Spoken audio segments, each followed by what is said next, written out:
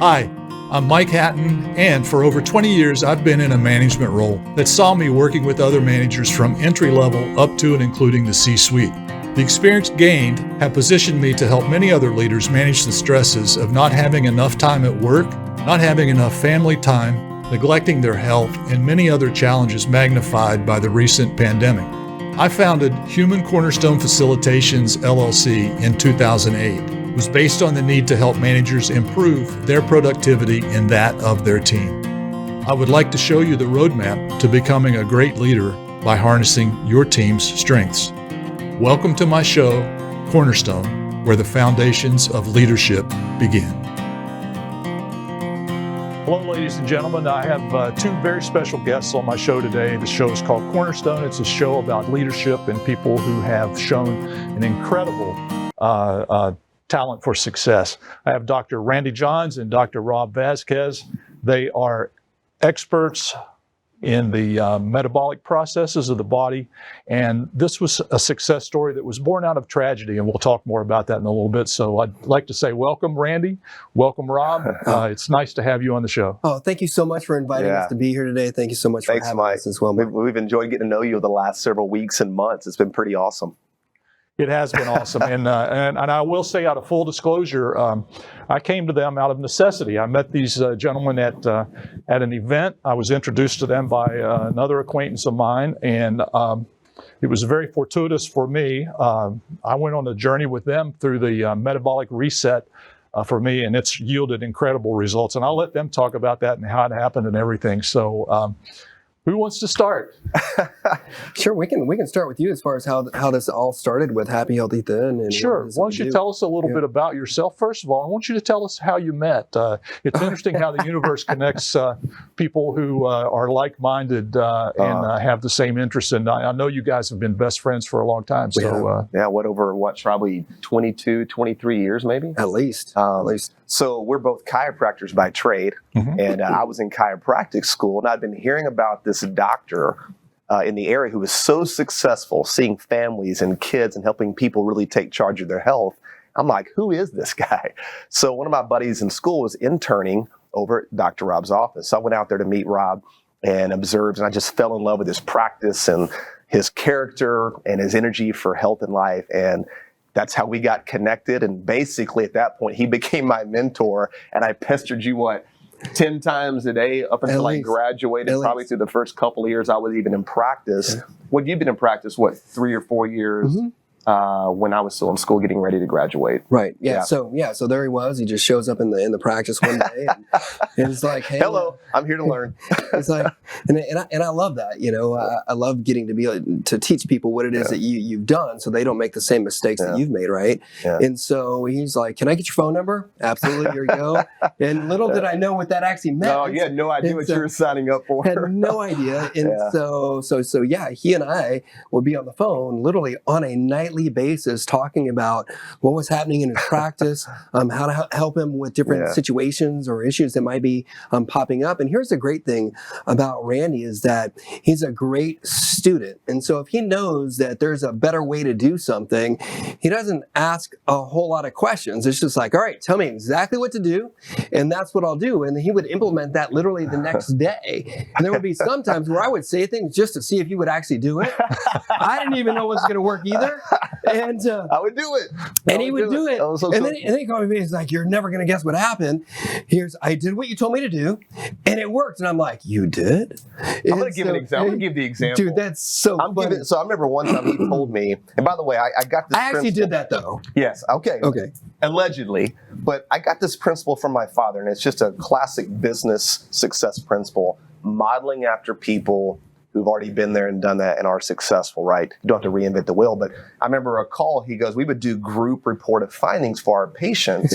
He says, what I want you to do, this is no joke, Mike. He goes, I want you to, when you're done, just tell everybody in the room, if you're ready and you know you want to be a part of this practice and receive the care, I want you to pull out your credit card. I want you to hold it up in the air. For those of you who are not ready, you can hang around, we'll answer more questions. And so he told me to do that to the group. Or if you're paying by check, go ahead and get your checkbook out and hold your check up. Remember, this is early 2000s. People still wrote checks. And so I did that. I had checks flying up, credit cards flying up. I had a couple people walk out, had a few hang around. The point is, I was coachable. I did it. And I called him up going, you're not going to believe. People actually pulled out their credit card and held it up because they wanted to be a part of what we were doing. So it's pretty interesting. Yeah, so I was really proud of the fact that he would actually just do it. And there's so many people when it comes to success, they want to do something exactly perfect, or they want to set paralysis by analysis, right? They question everything and they don't end up doing anything. Yeah. That's not the case with this guy. He's like, all right, if it works, I'm going to do it. And that was kind of what you did, which we'll get back to when we approached, or how we connected with where you're at with your health and wanting to take action. You took action. I think at the end of the day, it's all about taking action, because information is only valuable if you do something with it. And ladies and gentlemen, if you're watching at home right now and you just watched this exchange, this banter and this energy between these two doctors is an incredible thing to see. And it's like that in their office also. And that's one of the things that made me feel better and made me feel comfortable and made me have the confidence to take action. I always look for the takeaways, and I talk about takeaways in every story. And the particular takeaways that I got in this was your father, don't reinvent the wheel. My father said the same thing. He just said it in a different way. Right. And also the take action. The take action part is one of the most important things there ever was. So thank you for sharing that. And so maybe we can switch gears a little bit. Okay. I talked about and I mentioned that this was a success story that was born out of a tragedy, and it's a perfect example of somebody taking something that was very tragic and turning it into a success and helping others. And you guys both have servant hearts. I've seen that in the time that I've known you. So do you want to talk a little bit about that? Do you want to tell us that story? Yeah, sure. Yeah, I think taking people back to the genesis of how this started, because I'm speaking, I think, for both of us. I could have never imagined us doing what we do today.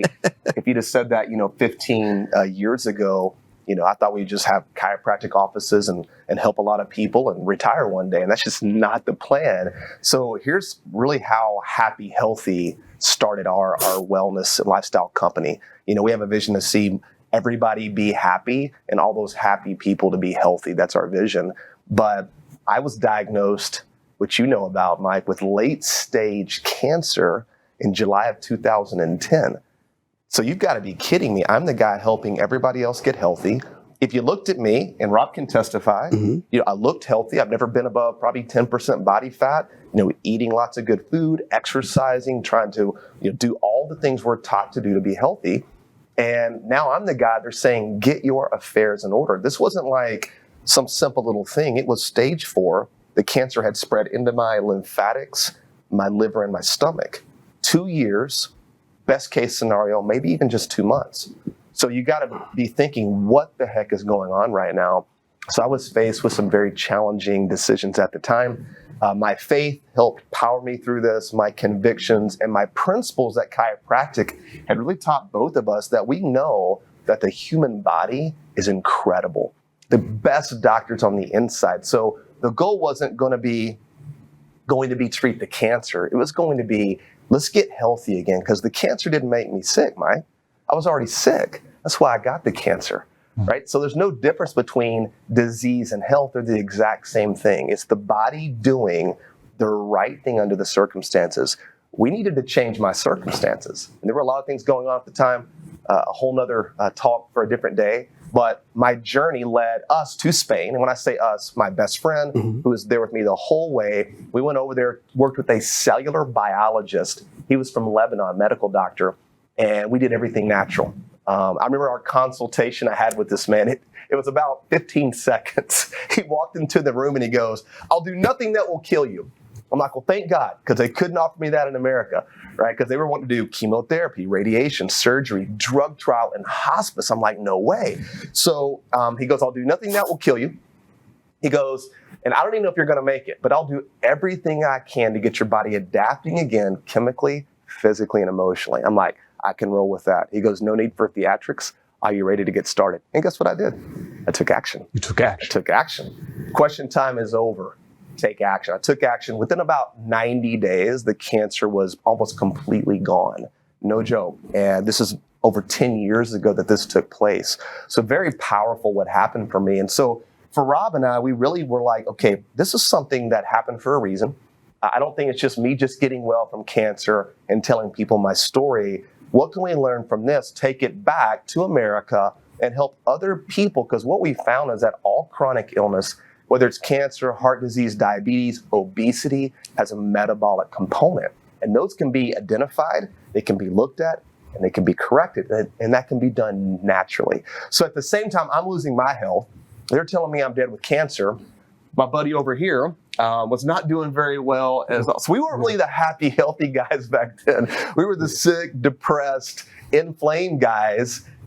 And of course, God had that plan. But why don't you share your story, because it's very powerful what was happening with you. Yeah, absolutely. And something about us is we've always had a passion and a purpose to be able to help as many people through a holistic model of health. Like he was saying, understanding that the greatest doctor lives inside of us. And as long as there's no interference, that doctor can do his job. Absolutely. And we, even when he was diagnosed with cancer, had been speaking to groups of doctors all over the country, really all over the world, teaching people how to teach others how to be healthy. The irony. Which is the irony of this whole entire thing, because the day that I found out that he had been diagnosed with cancer, we were in Orlando, Florida, at a conference at the Hilton Hotel, and we are getting ready to go speak to this group of about 2,000 doctors. And we, just like we always did in preparing for one of the talks, I'd put the talk together, and then I'd go over it with him, and we would start, doing what we were going to do. And for the talk that day, and this day it was a lot different. He goes, we're up in the room, and he's like, Rob, I don't know if I can do this. And I noticed things were off with him, because he was like this grayish, ashy color. He didn't look like himself. No. And he's like, hey, I just found out that I've got cancer. And there's this medical doctor who keeps on blowing up my phone, to give me the results of this, and I'm scared to death. And I can't hold down any food. I can't eat, and I didn't know any of this stuff was going on. Right. And so I'm like, all right, well, let's regroup. And we go downstairs to the hotel lobby, and we're sitting there kind of thinking, all right, we've got this talk to do. What are we going to say? He's just been diagnosed with cancer. And it was funny because it sounds kind of cheesy, but in the hotel lobby there was a. You're going to appreciate this song, by the way, Mike. There was a keyboard player playing piano in the hotel lobby, and he starts playing the Journey hit "Don't Stop Believing," and it was perfect, the perfect timing, because 1981 classic, right? My age group. There you go. Don't Stop Believing. Right. We're not far behind you. And so what that told us in that immediate time was, you know what, you guys don't stop believing that the greatest doctor has been put inside you, doesn't need any interference. The body can heal as long as there's no interference from its ability to be able to do that. We just have to figure out what the circumstance or what the interference is, right? And so within that conference, there was a doctor there who was telling us about the doctor that he ended up going to see in Spain. So it was all the whole thing was a divine appointment. Totally. And so literally from that conference, jumped on the plane and went over to Spain. And so what Randy didn't know during that time is that I had injured my back, and I was having a hard time being able to walk. And because I couldn't walk, I couldn't exercise. And because I couldn't exercise, all of a sudden I ballooned up almost 65 pounds. Happened quick. Overnight. So there I was, I'm like literally in Spain with him, dragging around like the worst plane flight ever going down there. I was in so much pain. And here he is, he's got cancer, and I'm thinking in my head, I can barely even walk. So like you said, that's why we were not the happy, healthy guys. Not at all. Right? at all. Not the picture of health at all. They should have called us, right? The sick, depressed, overweight, inflamed guys. Exactly. That's who we were. You wouldn't want to. It's got to be an acronym. Yeah, you would have never wanted that program, right? No. And so the universe would not have brought us together at that point. Right. So like he said, when we got back, he had some choices to make while he was there. He got back, no more cancer. But as we're looking at this, I can't recall just how many people, but there was a lot that would start calling him to get information on cancer. They would even contact me. How do I get a hold of Randy? But the thing is, with what it is that we've been taught in the United States on how to treat cancer, people at that time were not ready to receive information that was outside of that box at all. Because I'm thinking we're coming back. We're turning the whole system upside down because we're now going to have this revolutionary approach and message that's going to be well received, not only by the general public, but by doctors, by these foundations raising money for cancer research, because we now know things that can turn this around. And guess what we found out? It's not the way it works. Right. The system isn't set up to create happy, healthy people, which is why taking charge of your health is the most valuable thing you can do. Not to interrupt, but that was eye-opening for us. I'm like, oh my gosh, I just met with this organization and they really don't have any interest in my story. All they want to know is how do we keep raising more awareness and money for more treatments that are drug-based versus finding out real causes of why people are sick. Right. So at that point, though, like he said, from that doctor, what we did learn is that all chronic illness, though, has a metabolic component to it. So there I was overweight, and I'm still trying to eat all healthy organic food, no sugar, no grain, no wheat, no all those things that we've heard to be bad, and still struggling like crazy and still inflamed. So then I'm like, okay, why don't we, if that doctor was talking to us about this metabolic component, why don't we just apply the same principles that we used to heal him from cancer, and let's apply that to me, because my next option was surgery. I didn't have anything to lose. So I started going through some very similar protocols. We start really studying the science of metabolism and how all this works with the body. And then I started losing weight very rapidly. So where I would always get stuck at a certain weight, I wasn't getting stuck. I continued to keep on losing and losing and losing and losing until I lost the 65 pounds. That was 10 years ago, and I've kept it off, and it's never been easier. So I was the very first happy, healthy, thin client as a result of what it is that he went through. The inflammation in my back was gone almost overnight. I'm able to do the things that I loved and doing it in a way that I had never been able to experience before, because before that, Mike, I was the kid that always struggled with his weight. When I was 13 years old, I was 210 pounds. I was about 5'4". I always say I was about as wide as I was tall. You probably could have rolled me down the street. I watched my mom struggle with her weight. She was always on a diet every Monday morning. She would start the week off with that new diet. I remember it'd be like the boiled egg diet. It would be the grapefruit diet. And bacon. The bacon. Which was probably your favorite, Mike. All the Atkins stuff. She would put it on the refrigerator, right? As if the refrigerator was somehow her accountability partner, right? So I would watch her, and what that taught me was that, you know what, losing weight really is all about just eliminate your calories, exercise more. That's what we're all taught, right? So that's what I started doing. I said, okay, I was in the 6th grade, I was 13 years old. At that point, I was not motivated for my health. What was I motivated by? I was motivated by girls, right? And so they didn't want the short, fat kid, right? They wanted the thin kid. So I'm like, all right, I'm going to make this happen quick. So I just stopped eating. So I became anorexic when I was 13 years old. Stopped eating altogether. So I went from the spring of my 8th grade year into my freshman year of high school. I went from 210 pounds all the way down to about 124 when I was at my lightest. I looked like a completely different person. But what I did when I did that is I completely wrecked my metabolism for almost my entire life. So because of that, I always had to eat perfect or exercise like crazy just to maintain a healthy weight. Even as learning what we learn as doctors and applying those kinds of things and what everybody's been taught, I was still struggling. And that's why when I injured my back, I gained the 65 pounds. It wasn't because I was eating too many calories. It was because I had a wrecked metabolism. So that's why this is like literally literally saved not only his life. Still cancer-free almost 11 years later, no trace. You're still metabolically strong. Absolutely. The incredible shrinking man. I mean, literally, you can't almost gain weight anymore. And, so with all that coming to where we are today, and I was telling you this earlier off camera, really what was the final nail in the coffin was the death of my brother.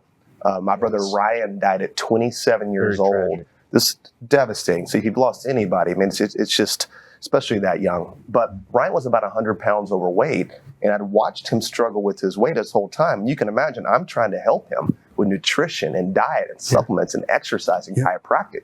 Nothing seemed to work. So when Ryan died, really, we're like, okay, this is where we're going to do this, because we're not going to take on the cancer industry. That's not our purpose and our mission. Let's help create more happy, healthy people who can have great metabolic function, which we know can go a long way in the prevention and the reversal of all kinds of conditions, which is our passion and why we help people like you, Mike, and people all over the country. This is our purpose. It is our mission. We're living, breathing testimonies of this and what can happen when you create the right environment where the body can adapt and heal, and it's very doable. Yeah. Randy, that's interesting. And Rob, my mind is absolutely racing with things that you have tied together for me over the years. Some of the things you don't know about me is I started my career to be an x-ray technician. I went through x-ray school. I never worked with that. I've always stepped through doors when people took an interest and opened them for me. And I had several takeaways, things I learned from this. Was one is that later in life, when I was president of a medical device company, photobiomodulation, LED light therapy, the neurologist, as he educated me about light therapy, he was chairman of our medical board, Dr. Greg Hipskin, wonderful man, one of the most prominent neurologists in the United States. He taught me that the body, if given the proper tools, will heal itself. That's so true. But you have to give it the proper tools, and you guys illustrate that point. And it took me a long time to learn that, because growing up in farm country, my family was dairy farmers. I always operated on the theory. I said it as a joke, but it really wasn't a joke until, later in life. But I didn't grow up and rise to the top of the food chain to eat grass. But now I've learned that the system you've developed, you don't eat grass. And you said the D word. I've eliminated the D word, because the system you've developed is not a diet. No. Right. It is a life-changing event for me, and it has been. And I've had such success, and you can talk about that. But I'd like to say one other point. Tragic as it is about your brother, I've always been taught, and the things I've been learned over the years is always look for the gratitude in something. And as hard as it is to look for the gratitude in something like that, you appear to have found the gratitude in that, whether you've thought of it or not, that you took your brother's tragedy and you've turned it into a lifetime of helping other people. And I think your brother could rest very peacefully knowing that he, in some way, helped you to do that. Yeah, thank you for saying that, because Ryan was the best guy in the world. And it wasn't that he wasn't trying, right? He was trying very, very hard. Ryan was just trying to lose weight on an unhealthy metabolism, which is where our studies, our time abroad, and our own personal testimony and our clinical experience has us doing something today, Mike, that we just didn't see happen. We couldn't have seen this. We couldn't have seen it, but now we're helping people in a whole new way. And let's dive into that, because you are also a living, breathing, walking testimony. So let's talk about your case study. Obviously, we got connected to you recently, and you'd shared some of your concerns. You'd already had a lot of success losing weight, had gotten plateaued like a lot of people, and then you found us and Happy Healthy. Kind of let's talk about your story and what happened with you, because it's pretty remarkable, because it happened very quickly. It's incredible. And as I said, this has been a life-changing event for me. And when I first started your system, your metabolic reset, for 2-3 days, I thought, this is going to be hard. But after that, it became very easy. And I'll talk about that. I had gained weight. I had ballooned up to 257 pounds during COVID. Like most people, I learned that the average weight gain was 29 pounds during COVID. I gained about 35. Yep. You're always an overachiever, Mike. Yeah, well, you know what? I can't help it. It's that work ethic.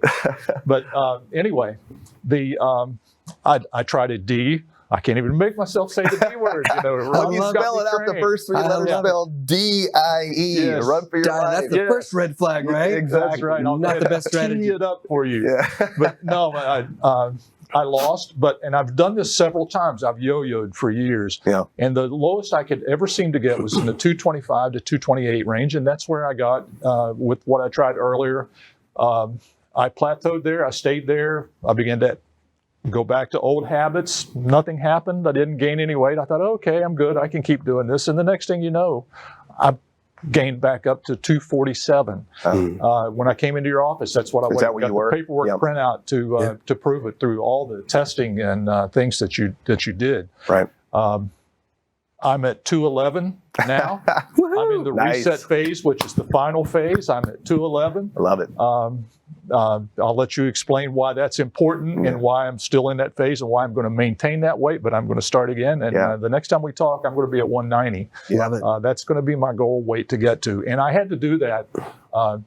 Mainly the reason I wanted to do it was to relieve pain in my back. Also, like you had, I have some herniated discs, and a surgeon friend of mine here in Dallas area told me that, if you want to do everything you can do to delay coming to see someone like me, this is one of the things you can do to extend the clock on surgery, where you don't have to have surgery. I did that, but all of a sudden, after being involved in your program, I noticed my blood pressure was down significantly. And I'm not talking a little bit. I'm talking about in the like the 150-ish over 90, approaching 95 to 100 range. I'm consistently now every day in the 121 over 72, 126 over 78. I mean, it's consistently like that. And it's just incredible. And you mentioned inflammation. Yes. I noticed that the stiffness that I have in my back when you get up every morning when you're my age, it's not as bad as it is now. It's as it has been in the past. It's basically gone. So I'll be quiet now, but I think it was important to share my journey and how wonderful this program has truly been for me, and I thank you for that. This is, I can see myself doing this from now on. I have to. Well, and it's just something also, I know I want to do. No doubt. And so over 30 pounds, inflammation reduced, blood pressure normalized. Didn't you tell me also there were some arthritic changes in your thumbs? Maybe? Oh, yes, absolutely. I thought that was very significant. What happened with that? Absolutely. Well, I was never formally diagnosed with arthritic thumbs, but a lot of my work and different things that I do involve texting. Well, my thumbs are very painful, which is I've found out is common, and I've been told by doctors, they haven't done CAT scans or MRIs or anything, but they said it's arthritis, it's what happens. That is significantly reduced. Now, that pain has not been eliminated, but it's very tolerable now, and sometimes I don't even notice it's there, and I can still text, and I can still operate my business from my phone instead of attaching myself to a computer somewhere. So that's it's just incredible. And it's the food choices, and that's what makes it not a diet to me. There's a long list of proteins, a long list of vegetables, and a long list of fruits, and you've identified the ones that are good for my metabolism. Yes. Yeah. And I enjoy eating those foods. And we no doubt there's two epiphanies that we had when we were in Spain, and there may be more, but these are the two that I'm thinking of right now. Number one, you said it, is when we were in Spain and I was getting well and Rob was with me, we noticed that people over there, they're not eating protein bars. They're not drinking smoothies and shakes and prepackaged foods. They're eating real food. So what is real food? Well, if the food doesn't spoil in 7, 10, 15 days, it's not food. You can put that organic protein bar on the counter, come back in 1 year. It's still there, Mike. Why is it refusing to decompose? Something's in there. You put an apple on the counter, come back in a year, it looks a lot different. So we really adopted coming back and really adhering to a real food nutrition plan. Nourishing your body with real food is key. Second thing we noticed, and this was one of the mistakes I was making, I always talk about my life, BC and AC, before cancer, after cancer. Because if you end up with a late stage cancer diagnosis, you're breaking some laws of health. So I was eating 5 to 6 times per day to stoke my metabolism. Well, we now know that is a myth, that really the science says that diet-induced thermogenesis when you eat and get a caloric burn increase it's only beneficial eating 2 to 3 times per day. There's no benefit to eating more than 2 to 3 times per day. But I was eating all day long. It was making me big and inflamed. Although I was lean, I was working out in the gym 15 days a week to stay that lean. But big mistake there. We noticed in Spain, people weren't waking up and eating first thing in the morning. Sometimes they weren't eating till 10, 11 o'clock in the day, and then having maybe one more meal in the evening. So they're eating more like 2 to 3 times per day, which was very significant because in America, most people are eating, I think the average is 17 times per day. Did you know that? I did not know So that. a meal is not sitting down and eating, eggs and sausage. It's breaking the hormonal response. It takes about 30 to 40 calories for your body to secrete insulin. That is a meal. Handful of almonds. Stick of gum. Stick of gum. Mixed nuts? Right, mixed nuts. Right? Apple, Sip of your orange, Dr. Pepper. Literally all day long, we're snacking and secreting insulin, which is a bulking hormone, and it teaches your body how to store fat versus burn fat. And a healthy metabolism, as we know, can go in and out of fat burning whenever it needs to. You don't have to be on a keto diet. You don't have to be on a paleo diet. You don't have to never eat a carbohydrate again. A healthy metabolism can burn fat. It's very good at that. So those were 2 epiphanies that we kind of brought back. And obviously the testing that we do, which you mentioned, was testing that we got exposed to in Spain that looks at key biomarkers unique to each person's unique metabolic profile. So that's how we were able to customize your plan based on which real foods ignite your metabolism, which formulations are perfect for your body, and be able to do that over a 5-week period, which I don't think we mentioned. This weight loss for you was within the 5-week retrain phase. Oh, absolutely. Which our average weight loss is typically that 25 to 30 pounds in 5 weeks. 247 to 211 in 5 weeks. Pretty incredible. And now you're in that reset phase, helping make that permanent metabolic change. But those 2 epiphanies, I think, were key in the things we brought back that made the difference. Yeah, and it's really just even on the practical side of it. I was just in Spain a few weeks ago, and when you're going, even like in the grocery store, for example, he's talking about getting back to, we say, is simply eat real food or surf for your food. Even in the grocery store, when you're looking at the oil aisle, for example, like they have it, and it says it in Spanish. It's like one bottle all the way at the very bottom to the right, and it says Alcita, which means oil in Spanish. It'll say either Alcita Americano, which is American oil, or Alcita Mal, which means bad oil. And that's the oil, when you look at it, it's a bright yellow color, right? Full of additives, preservatives, all the things that you don't want, but it's that same oil that is in all of the foods that we have here in the United States, which you were talking about the mixed nuts earlier, right? That's an example. And so those toxins, when put inside the body, overload our bodies on a cellular level with so many toxins, and then our body stores those toxins in the body fat.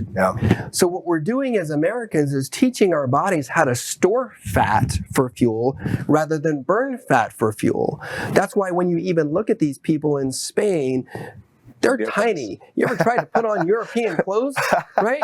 Those clothes are way smaller than the clothes that we have here. But not only that, it's interesting because everywhere you go there, people are smoking. Right? We look at smoking as being such a bad thing.